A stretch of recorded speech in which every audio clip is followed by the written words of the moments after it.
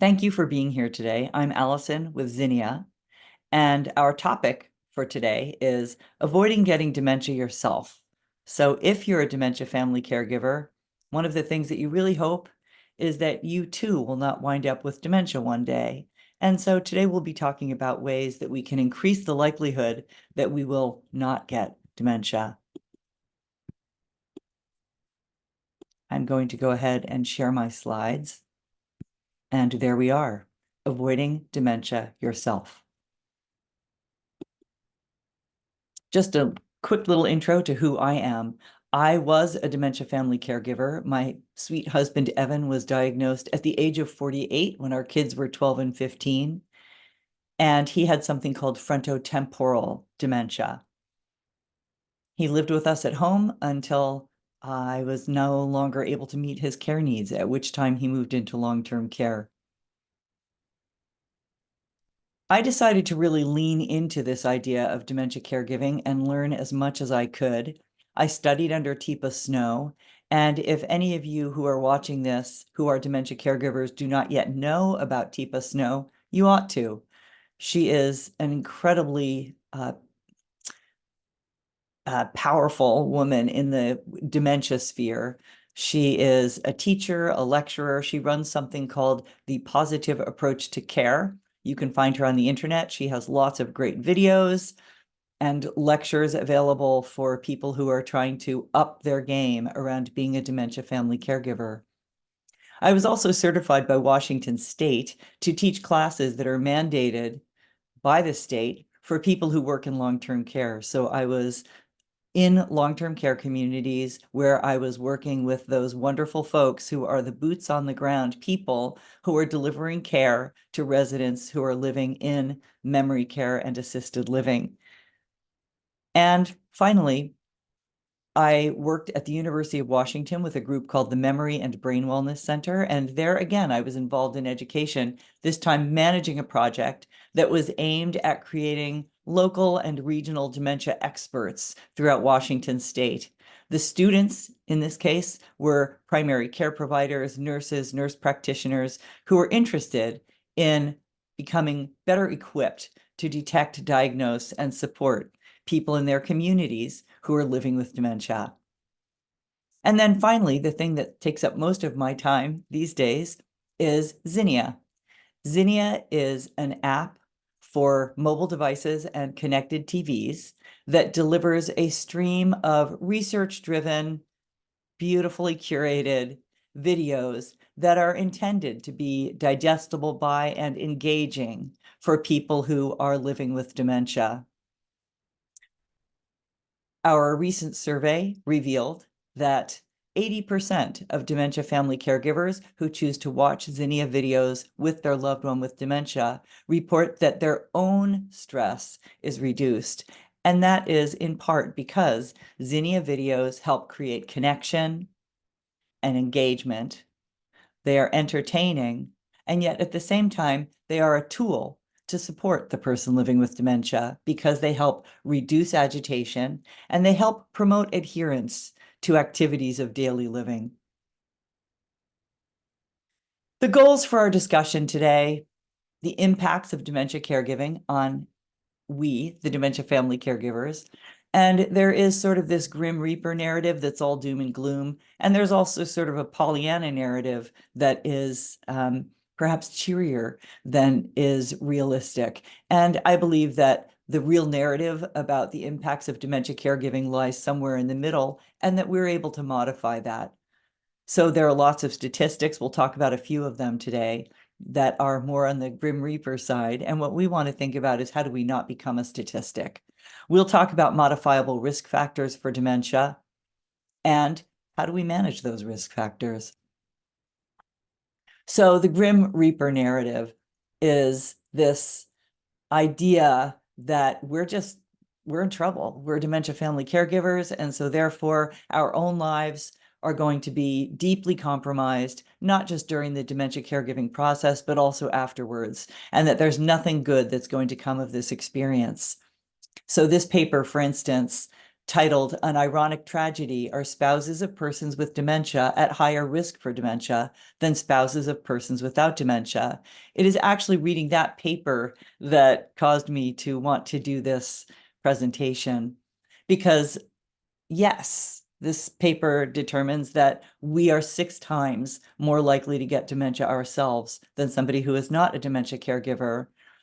But I, through my work at the University of Washington and my work teaching dementia classes, have really come to believe that we don't need to necessarily be as compromised as this paper suggests. And there are also narratives that would indicate that we have absolutely nothing to worry about. But we do. We need to take control of how we manage our stress and the other negatives that can impact us through dementia family caregiving. This is something that came out from Johns Hopkins. Caregiving is not as bad for your health as once thought, the study says. And it's a good study. And it does talk about some specific aspects of dementia, of how we are physically impacted by caregiving that maybe aren't as bad as we first thought they were. So worth taking a look at. So what are some of the other statistics that are part of that sort of Grim Reaper narrative? Well, that 60% of dementia caregivers rate their stress as high or very high. 40% struggle with depression. 35% watch their own health decline. And you can kind of understand that, right? Because I don't necessarily have time to go to the doctor myself or the dentist myself or get my annual physical because I'm a little busy. And then the one that I just shared about the increased likelihood of getting dementia. But I think that when looking at statistics like this, we also need to look at the opposite, right? If 60% of people rate their stress as high or very high, well, that means that 40% don't. And if 40% struggle with depression, well, then 60% don't. And 65% rather, of people don't watch their own health decline. So what I would suggest is that we have the capacity to become that other side of the statistical realm. And how do we do that? And I also do want to say that without getting all Pollyanna, that there are impacts of dementia caregiving that are positive. There is something called post-traumatic growth, the idea that we actually grow as a result of the traumas that we encounter in our lives. And I would say that dementia family caregiving is somewhat traumatic, right? It's a complete wholesale change in the way that we live our lives. And there's a lot that's very, very hard about it. That said, I know that most people who go through this experience do discover inner wisdom and strength. And it comes from this experience of doing something that I never ever thought I would be able to do. We forge new, hugely meaningful friendships. Some of my best relationships now are with people who I met through my role as a dementia family caregiver. And it does prepare you and help you to guide others. Once you have been a dementia family caregiver, you are very, very likely to be called upon by other people in your life who discover that they are now a dementia caregiver, and they look to you for a little bit of support and guidance. It certainly can strengthen family bonds. It can also, admittedly, rupture family bonds. It's something that really needs to be navigated carefully. I delivered a lecture at an independent living community recently, and one of the ladies there said that the 5 years that she was caring for her husband with Alzheimer's disease were the best years of their marriage. She said that it allowed her to really tap in to just how deeply she was able to love her husband. And whether or not you want to, you learn new skills through your role as a dementia family caregiver. So how do we avoid becoming a negative statistic? There are 3 things that I suggest for everybody who is a dementia family caregiver. The first one is get educated. Learning basic skills about what dementia is and how to better communicate with the person that you're caring for are essential. A little bit of education and skill building goes a very long way. Teepa Snow, as mentioned earlier, offers education on her website, and she also does classes. The Alzheimer's Association or the Alzheimer's Foundation both have all kinds of information on their websites about how to support a person living with dementia. And there are dementia-specific organizations that provide education. And when I say disease specific, I should say. So there are more than 100 diseases that qualify as a dementia, right? Dementia is not a disease itself. It is a description for, people refer to it as an umbrella term for a host of different symptoms. And diseases that have those symptoms qualify as dementias.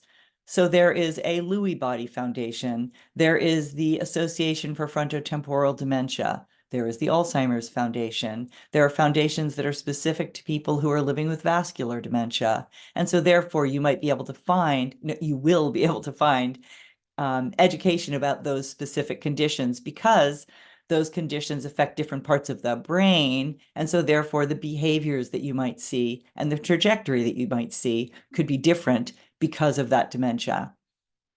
There are also organizations that send out daily caregiving emails. There is a fabulous organization called Care Blazers. At Zinnia, if you are a subscriber, we also have caregiver education videos. The three things that I suggest people get educated about are, number one, how does a changing brain impact a person's skills? It's so important for us to understand that the person that we're supporting is not willfully doing things that are challenging for us, that there are ways that they are being in the world because of the changes in their brain. And so therefore, we are not going to be able to change them, and we aren't going to be able to change their trajectory. So therefore, we need to learn to live within that space. And so by understanding that space, we are better equipped to do so. We need to really learn to live with that other person's reality. What is it like to be a person who's living with dementia? It's hard. It can promote anxiety. It can promote disconnection with what is real and what is not. We never want to push back and try to change a person's perception of reality. Instead, we need to be with it and support them where they are. There are ways that we can compassionately communicate with a person who's living with dementia. And these are all skills that can be attained. And if we are compassionately communicating, we are less likely to get into arguments. We are more likely to cut anxiety off at the pass. And that means that our own anxiety and stress are going to go down. It's also imperative that you get support if you're a dementia family caregiver. The first thing I tell people to do when I learn that they have gotten a diagnosis in their family is to find a support group.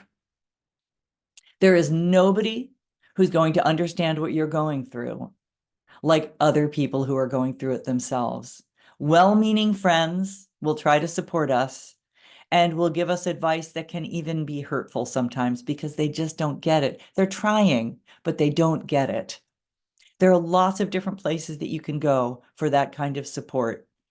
Again, the Alzheimer's Association, Alzheimer's Foundation, Teepa Snow has support groups, as do those other organizations that are dementia specific. You can reach out to your local area agency on aging.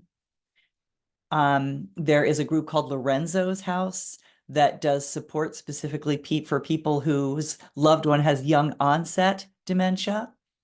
And they also have wonderful support programs for kids who have parents or grandparents or other close relatives who are living with dementia. I can't say enough about the wonders of Lorenzo's House, so do look that one up. These can be virtual or in-person support groups, depending on what works best for your schedule. I was really so thrilled to be able to find a support group through the Alzheimer's Association right in my neighborhood. So it's worth looking into. And finally, getting connected, finding programs that allow you to connect with other families. So again, reaching out to your local area agency on aging.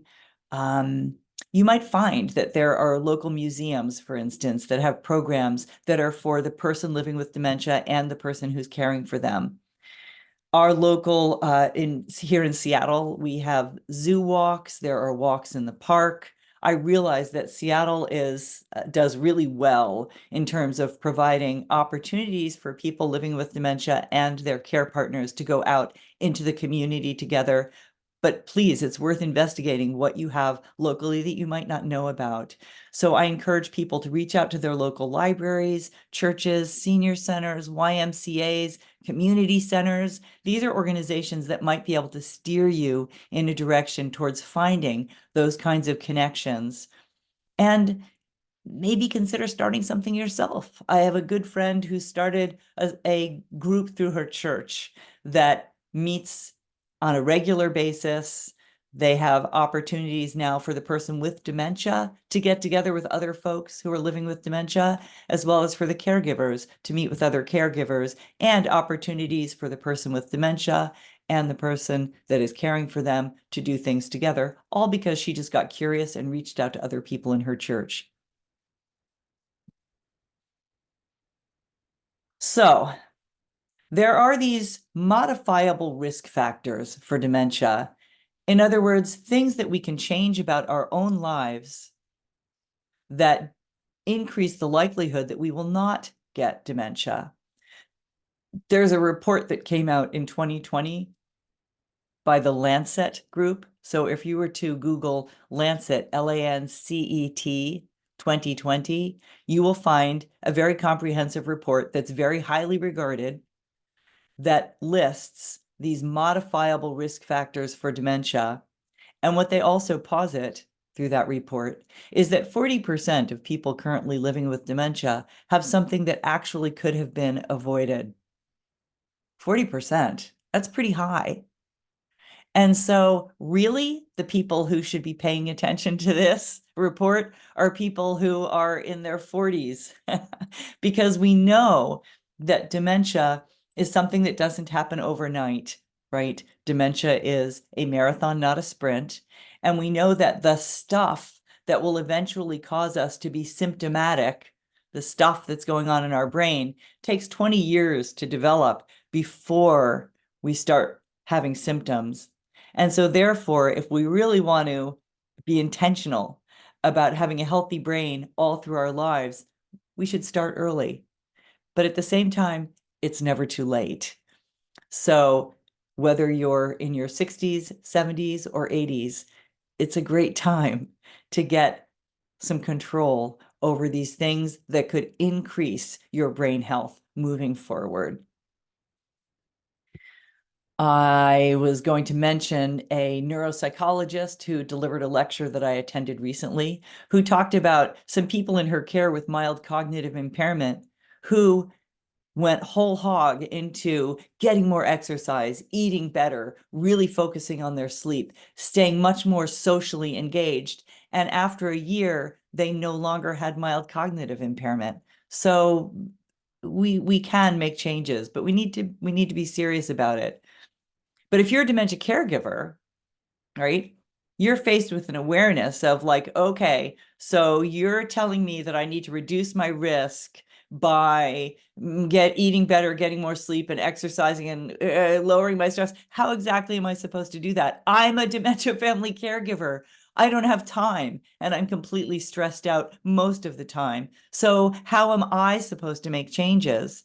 And recently, a dementia caregiver told me, if one more person tells me that I need to start meditating, I'm going to shoot them. So I hear you. It's really not the time in our lives that we can make wholesale changes, but we can make small changes that have a big impact. And that's what I want to focus on for the rest of our conversation. I think the first thing we need to do is celebrate what we are already doing well.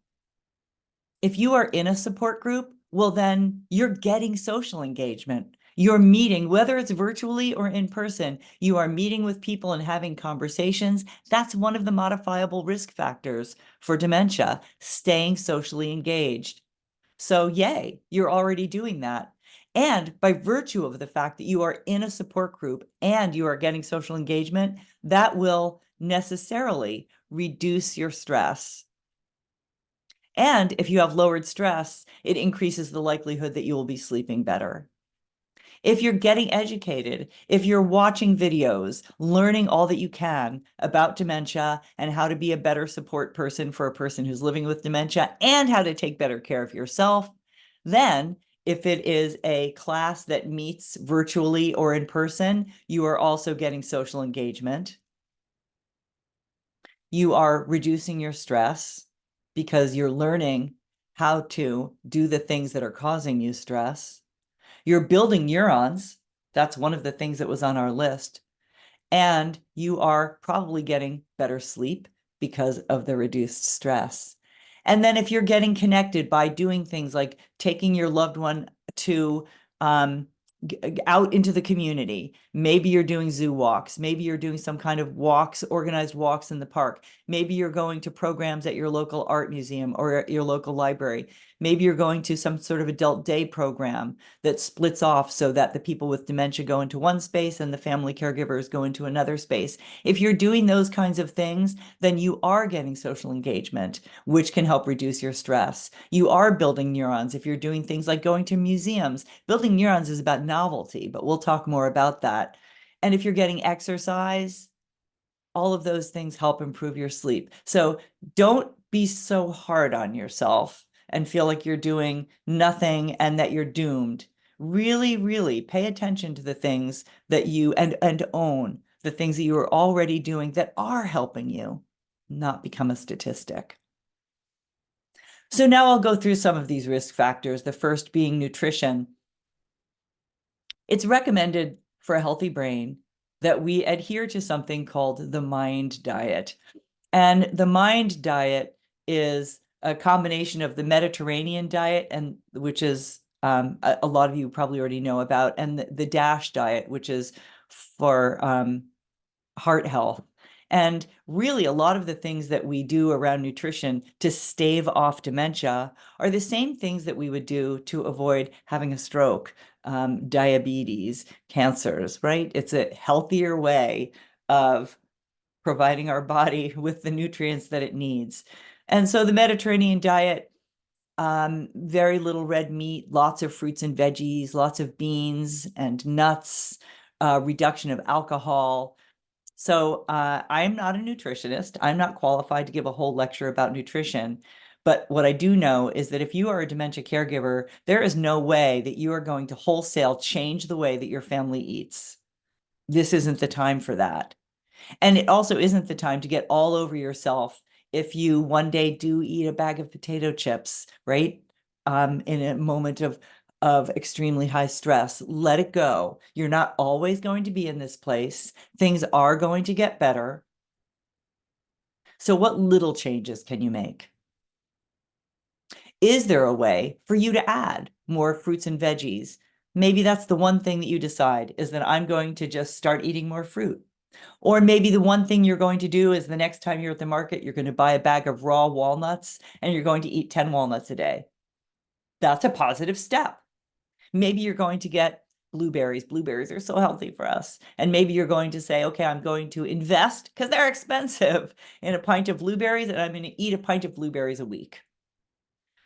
Maybe you can reduce your red meat by swapping that out for another protein, more chicken, more fish, more lentils. Lentils are awesome.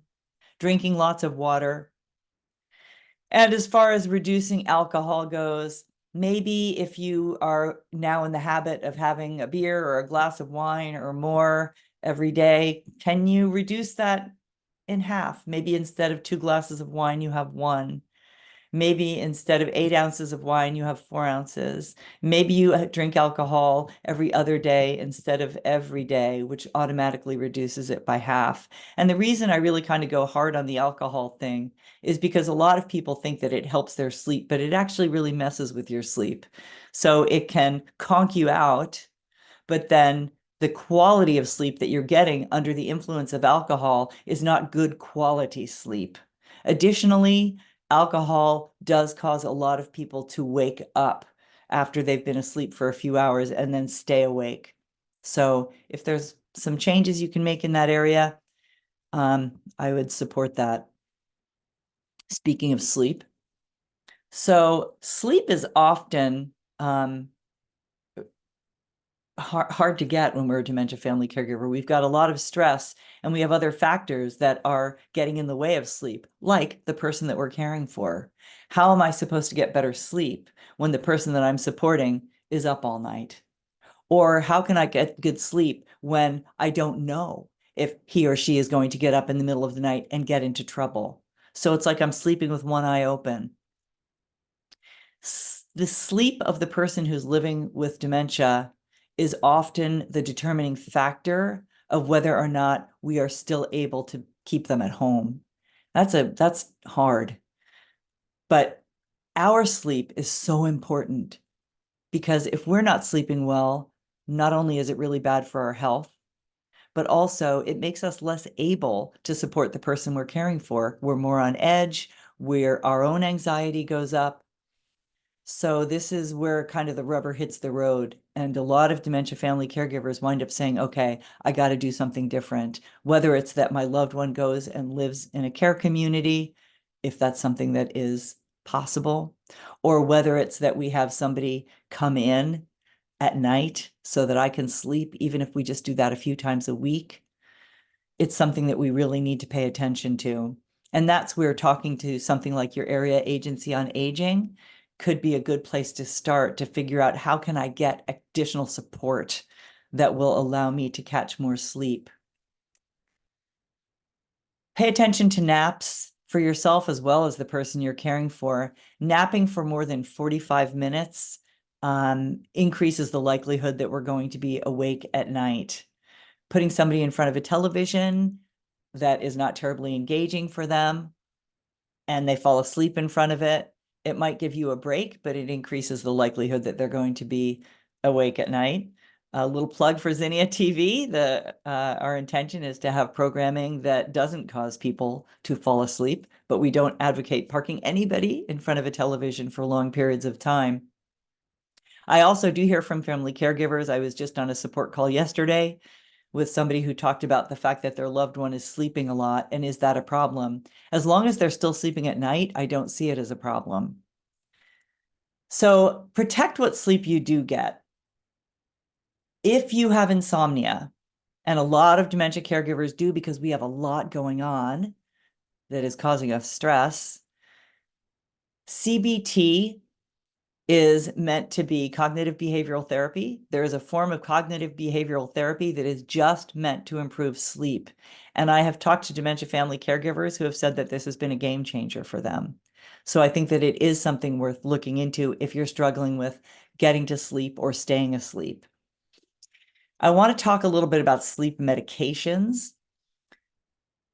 Generally, sleep medications are something that we shouldn't use, but sometimes we need them. When I was actively in the throes of being a dementia family caregiver, I did use sleep medication. I discussed it with my doctor, and I wound up going on a prescription of trazodone, and it really helped me. I stayed on it until, until my loved one was no longer living at home.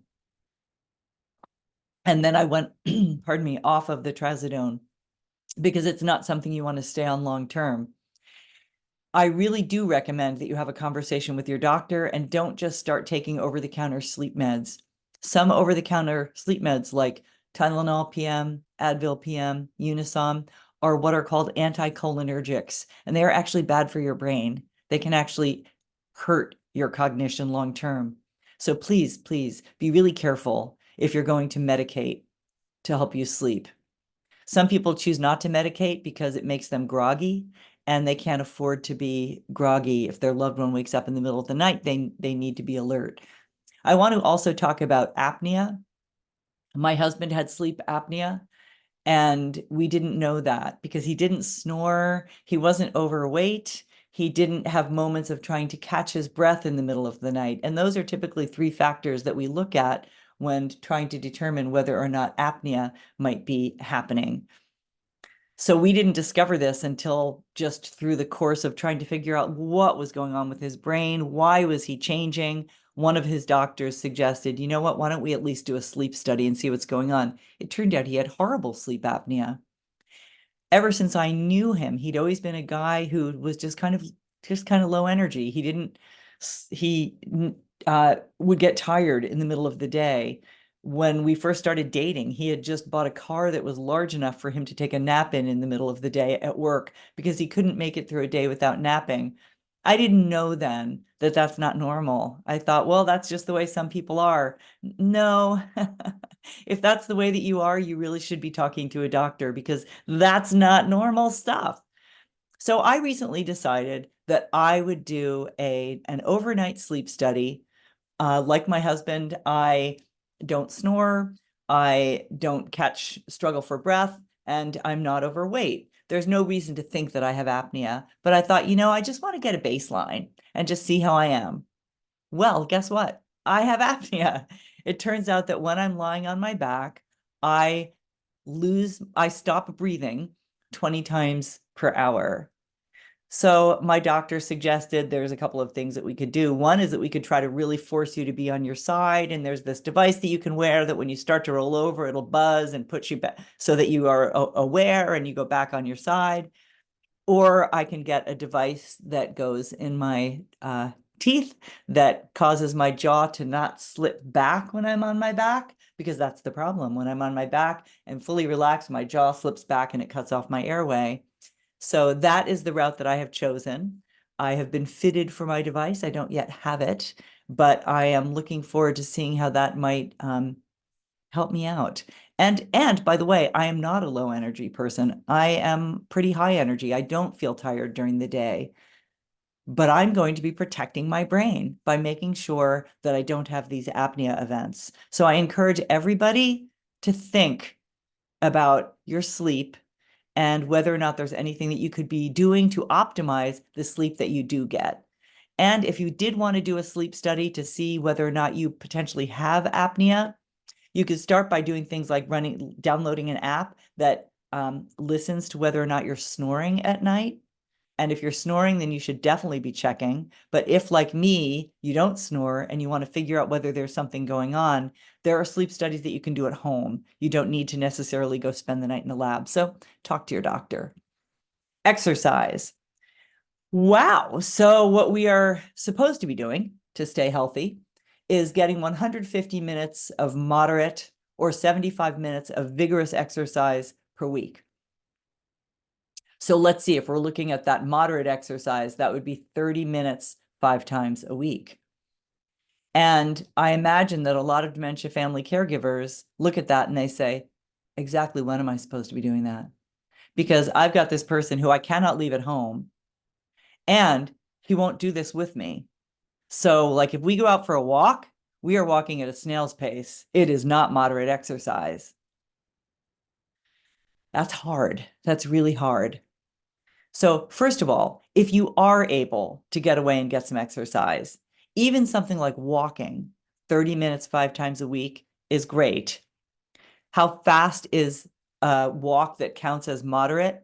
I talked to a neuropsychologist about this, and he said, if you are able to still talk while you're walking, but you're not able to sing, that's an indication that you're going at a good pace. So I actually check myself while I'm walking.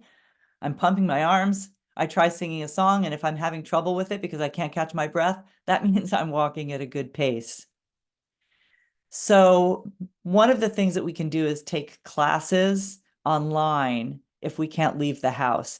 Best would be if you can leave the house, get a break, go to the gym, go for a walk, whatever it is, play some pickleball, whatever it is that you like to do, because it's great if our exercise also gives us social engagement, right? Because we want to tick as many boxes as we can. So exercise that gives me social engagement, whether that's that I'm walking with a friend or I am doing some kind of group activity, yay. But sometimes we can't leave the house. So am I able to get some exercise at home? I'm a big fan of an organization called Vivo, VIVO, and I do classes twice a week online, but I'm in a live group. So I am getting social engagement And there is somebody who is watching me do my exercises who can help me correct so that I'm not doing something that will cause me to actually hurt myself. These include weightlifting, which is really good for us.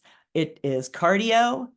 And then we also do brain exercises. Exercises that engage our mind as well as our bodies are even better for our cognitive health than something that allows me to just zone out. So for instance, I love mountain biking because I'm using my brain and I'm using my body, as opposed to when I'm road biking, I tend to just like just go in a straight line. If you cannot sign up for a class like that, which I'm describing, maybe at least just do something that you can get for free on YouTube.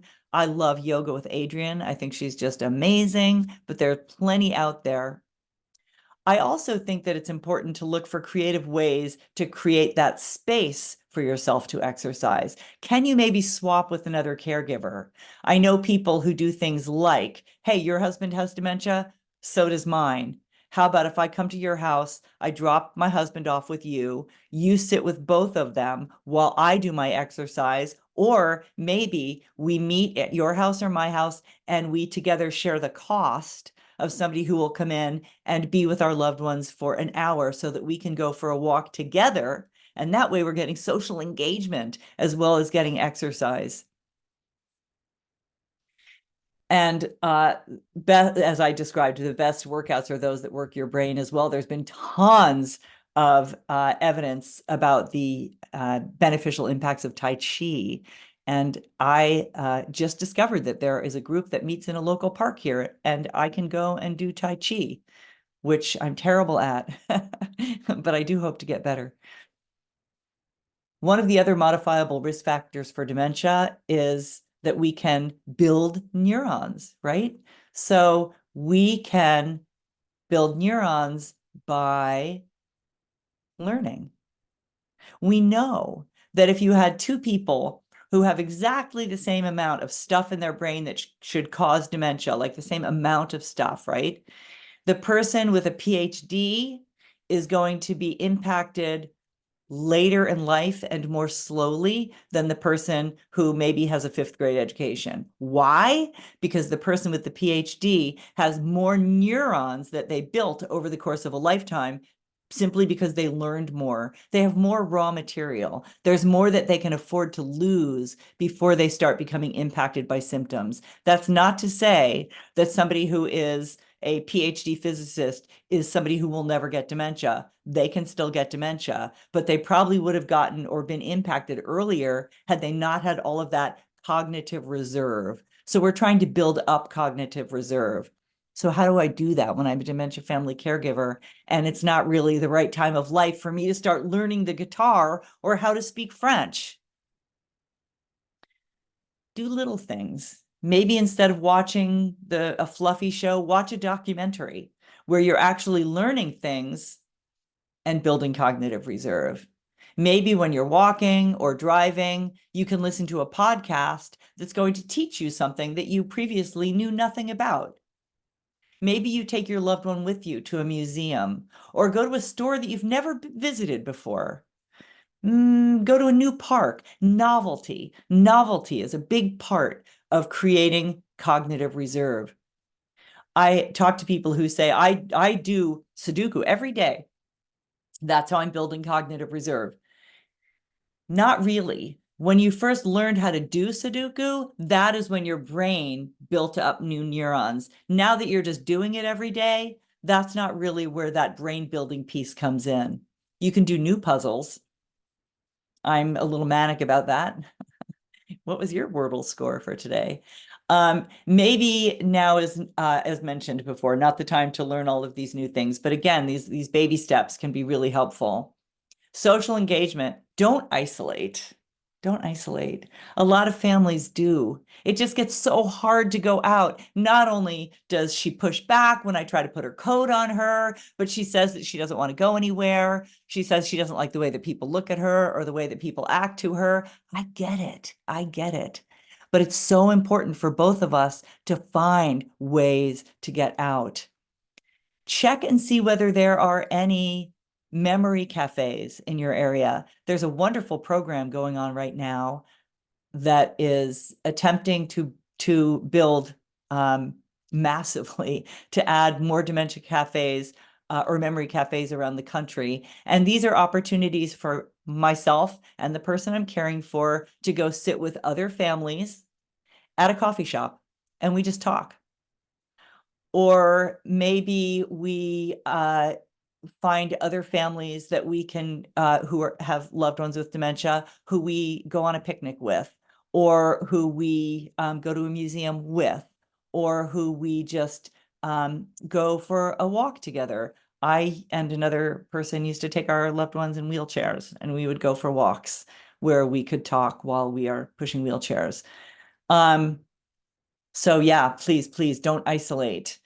You may find that there are adult day centers, as I mentioned previously, that you could go to, looking for support groups that help both of you. And by that way, that social engagement can be online. And it can be with even with family members, going to family outings. I think we'll talk more about that. Stress management. So the three things that I talked about at the outset: getting connected, getting educated, getting supported, so important to help reduce stress. The question of should you be on meds? I did. So as I mentioned, I did go on trazodone for a couple of years. I also started taking Lexapro, anti-anxiety meds, because my anxiety was through the roof and I wasn't managing it very well. So I talked to my doctor and I discovered that being on anti-anxiety meds really helped me. It helped me cope. It helped me not go off the edge so much. It helped me be better equipped to support my husband in meaningful ways because I was able to stay calm. Probably better for you than alcohol. And then meditation, what? Yeah, meditation actually is really good for you. There are plenty of opportunities online to learn how to do meditation. I had mentioned yoga with Adrian. Tai Chi is very meditative, as is yoga. But you know what? Even just breathing 3 times deeply, 6 times a day, does wonders to reduce the cortisol in your brain, which is that stress hormone. 3 deep breaths. Maybe you try to make a habit of when you wake up in the morning, the first thing you do is take 3 deep breaths. Maybe every time before you start to eat a meal, you take 3 deep breaths. Maybe every time you get in your car, you take 3 deep breaths. Find ways, please, to build that into your life to help reduce your cortisol. Again, a little shameless plug for Zinnia, but we do have caregiver support videos that help with things like meditation and deep breathing as part of our subscription. So important to celebrate the good, my friends. Really, it's not all doom and gloom. There is joy, joyful moments when we are in the throes of caregiving, and we need to pay attention to those. We need to lean into those and be grateful for those and find opportunities to create more of those. Thank you so much for being with me today. Again, I'm Allison Schreier. I'm the president of Zinnia, former family caregiver. You take good care. Bye-bye.